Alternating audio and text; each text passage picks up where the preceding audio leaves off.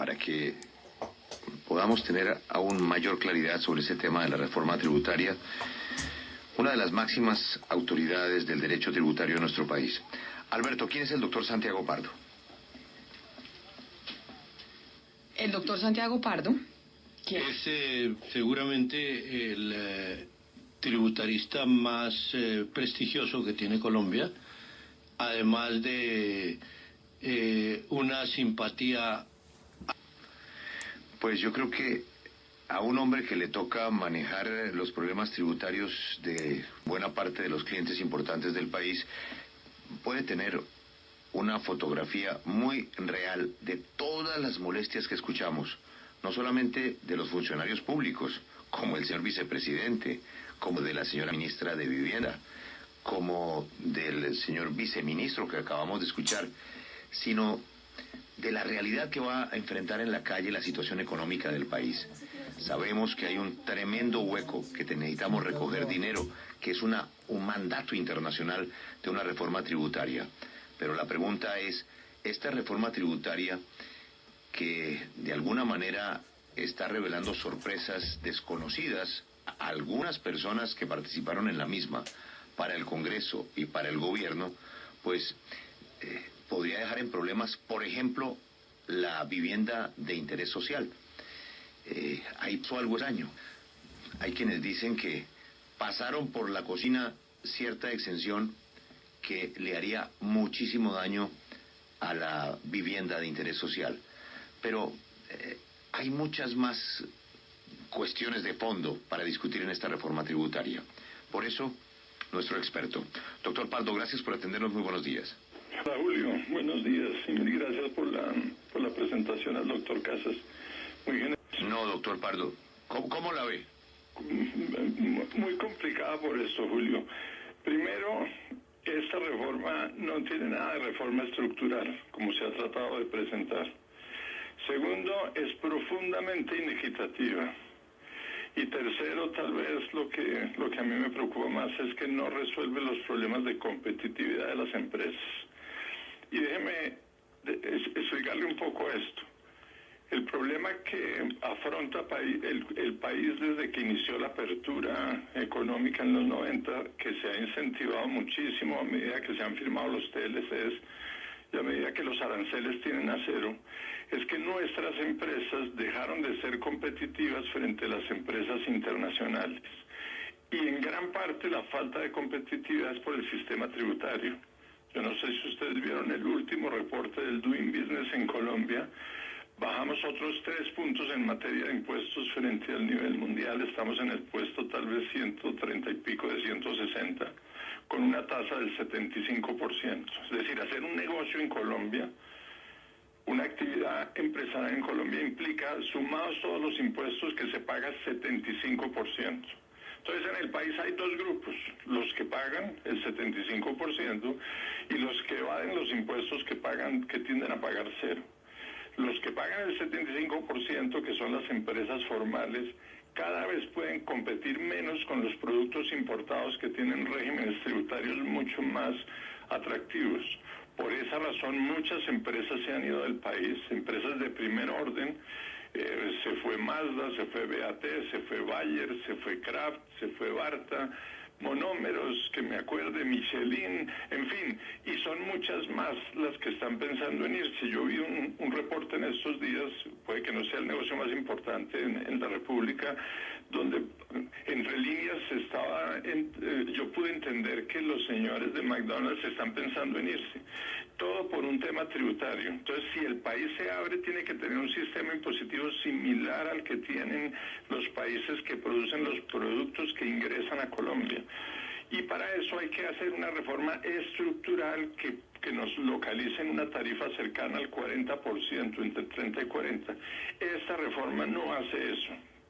No resolvió los problemas de fondo, mantuvo el 4 por mil, mantiene el IVA sobre los bienes de capital y lo incrementa al 19%. Y hace unos ajusticos que enredan la legislación, incrementa de una manera totalmente inequitativa los impuestos de los asalariados, pero no de los asalariados de altos ingresos, los asalariados de clase media. para quienes va a haber incrementos del 500, del 600, del 800%. Entonces vamos a estar abocados dentro de 2 años o dentro de 1 año a volver a hablar de la reforma tributaria integral. Se perdió la oportunidad. Este proyecto no es el proyecto que necesitaba el país. Pues me parece gravísimo lo que usted dice, doctor Pardo, pero un oyente puede decir, bueno, pero es que el doctor Pardo de alguna manera representa a sus clientes y a las quejas de sus clientes, y en Colombia a nadie le gusta pagar impuestos. Por eso le paso la pregunta ahora a un tema que no tendría que ver con sus clientes: la vivienda prioritaria, la vivienda de interés social, que ha sido una de las banderas de este gobierno, que le ha dado la posibilidad de casa al que jamás soñó tenerla. ¿Usted está de acuerdo que con esta reforma como está, ese programa se cae? Pues mire, es que la tierra, el problema ni siquiera es de utilidades de los constructores, el problema es de la tierra que se necesita para la vivienda. Desde hace muchos años se encontró que no hay atractivo de la gente de vender su tierra para hacer proyectos de vivienda de interés social, porque la vivienda de interés social, como tiene un precio bajo, tiene también márgenes muy bajos, son muy apretados los márgenes para tratar de que una vivienda cueste 40 millones de pesos. Entonces, cada vez que en un municipio en el país se intentaba buscar vivienda de interés social, no aparecía la vivienda de interés social. En Bogotá por mucho tiempo no se conseguía un metro de vivienda un metro de vocación para interés social. La forma de hacer vivienda de interés social ha sido con una cantidad de esfuerzos. El Estado pone unos subsidios, le entrega 10 o 15 millones a la persona, baja la tasa de interés. Y dentro de las cosas que se encontró vital para que hubiera tierra es que se dé una exención para que las personas, si bien esa tierra es barata, porque es la más barata de todas las tierras, es mucho más costosa la tierra para un proyecto de vivienda estrato 6 que para uno de vivienda de interés social. Entonces, para hacerlo atractivo, hace muchos años se otorgó una exención para quienes se vincularan a estos proyectos. Si se quita la vivienda de interés, si se quita esa exención, es muy probable que la tierra para esos proyectos desaparezca, es decir, la gente ya no tiene interés en entregar su tierra para eso. Y eso es lo que es muy grave para la política de vivienda. Es decir, el resultado de esta exención que se dio no fue un resultado simplemente que a alguien se le ocurrió darle un regalo a la gente, es que no había tierra. Si quitan esa exención, vamos a volver a lo que ya existió, y es que no va a volver a aparecer un metro de tierra para vivienda de interés social. Por esa razón es la alarma de que si no hay la exención, es probable que no haya vivienda de interés social, simple y sencillamente. Doctor Pardo, Sí. yo quiero ir con algo que me parece de las críticas que usted está relacionando, de las más importantes, cuando usted habla de que es inequitativa y obviamente que podría afectar de mala manera a sectores de clase media, sobre todo, que se verían muy golpeados. ¿Qué es lo que se hizo mal para que sea inequitativa y cómo se habría podido corregir? Bueno, varias cosas, mire.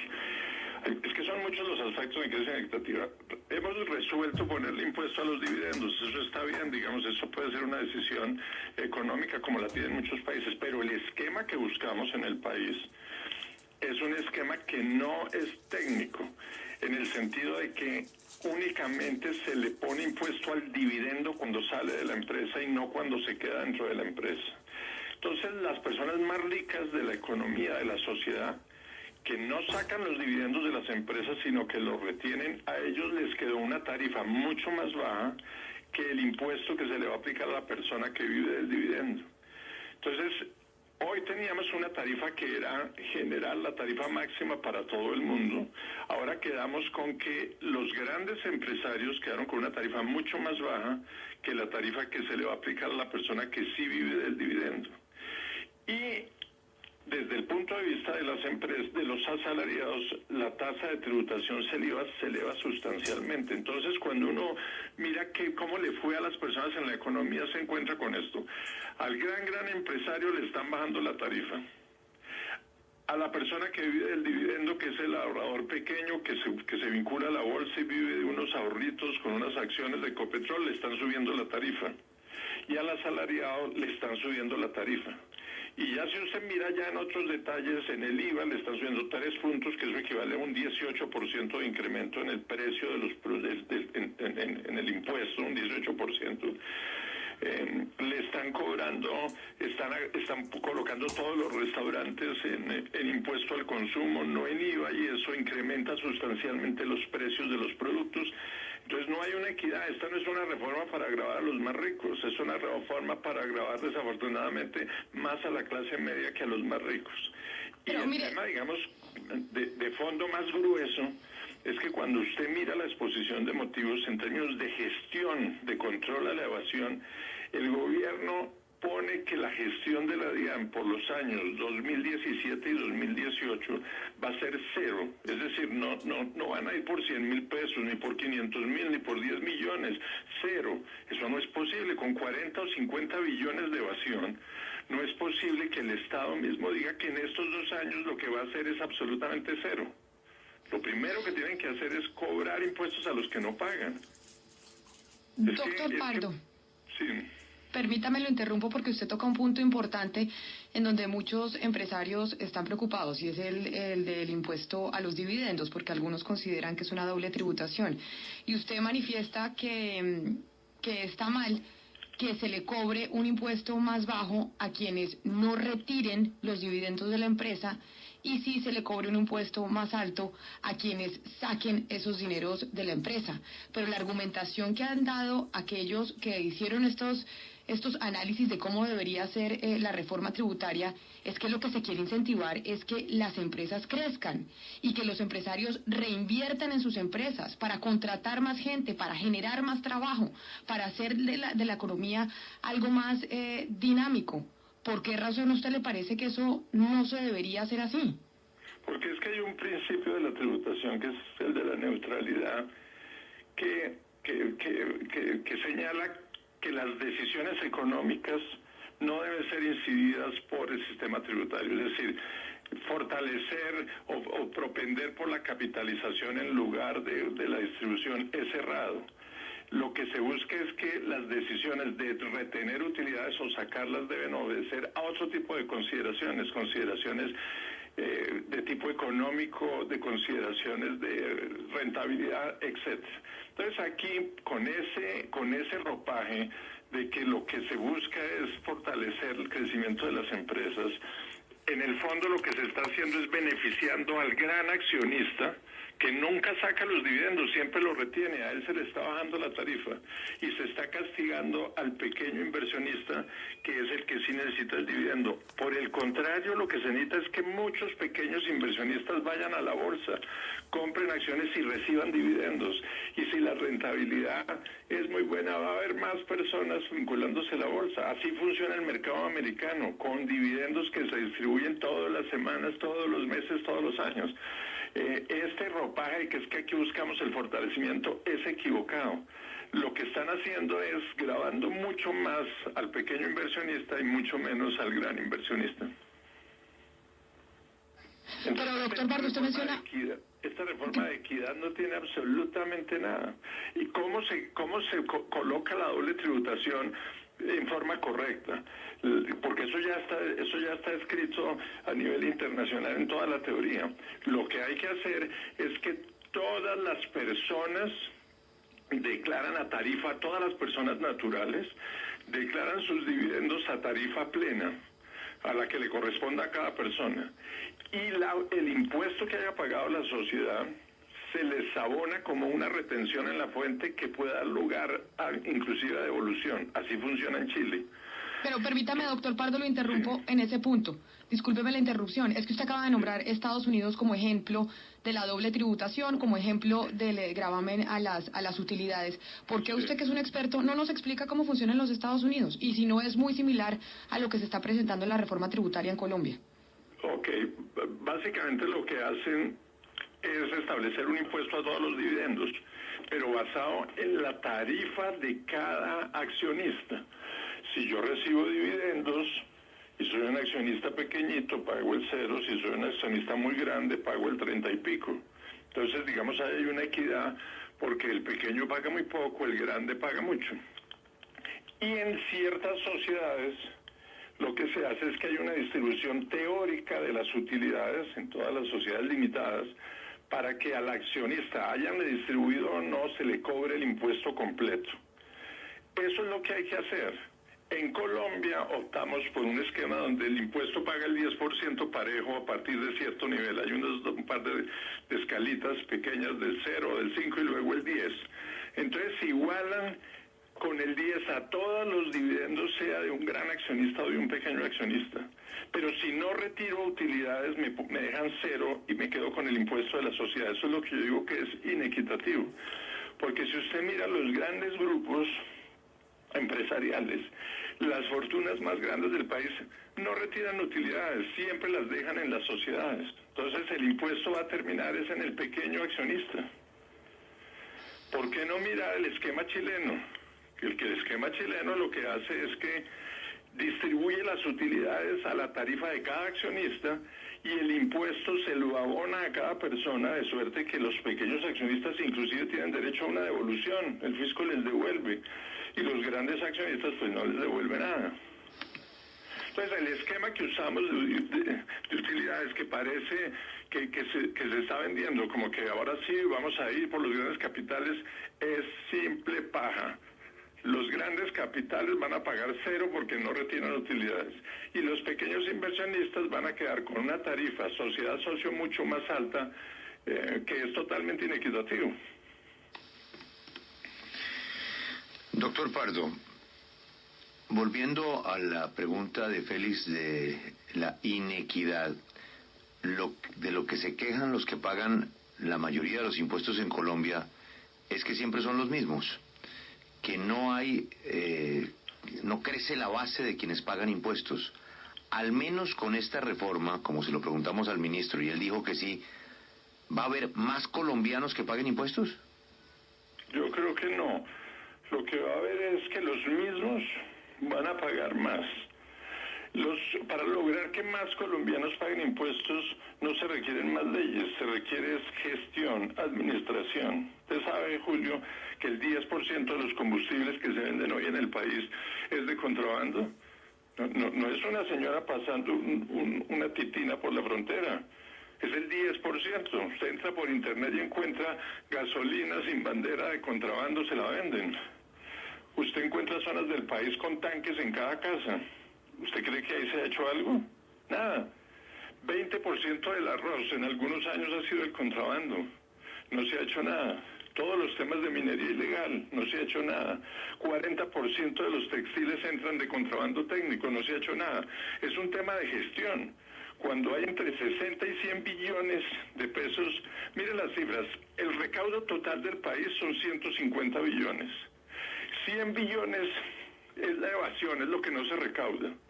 ¿Cómo es posible que el proyecto de ley, si usted mira página 169, porque lo acabo de encontrar aquí, en la exposición de motivos dice que la gestión de la DIAN en este año, 2017 y 2018, va a ser 0.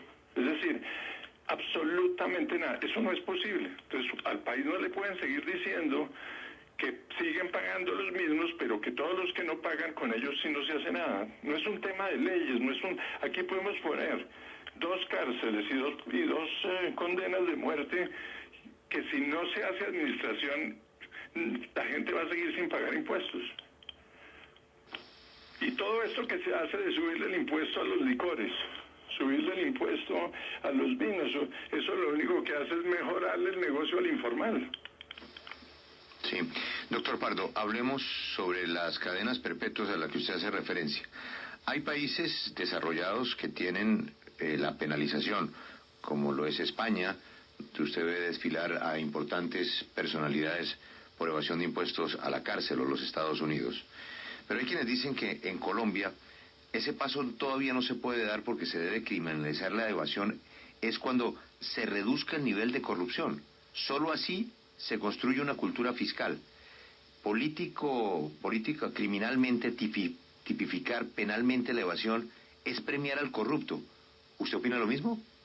Mire, yo sobre eso tengo una visión un poco distinta, que es esta. A mí el tema de las sanciones penales no me preocupan. Más aún me parece que vamos para allá y allá tenemos que llegar. Pero la aplicación de sanciones penales debe ser fruto de un cambio en la visión del Estado frente a sus responsabilidades ante los contribuyentes. Es decir, de una visión donde el Estado va a perseguir primero que todo al más alejado de todos los contribuyentes, al evasor completo.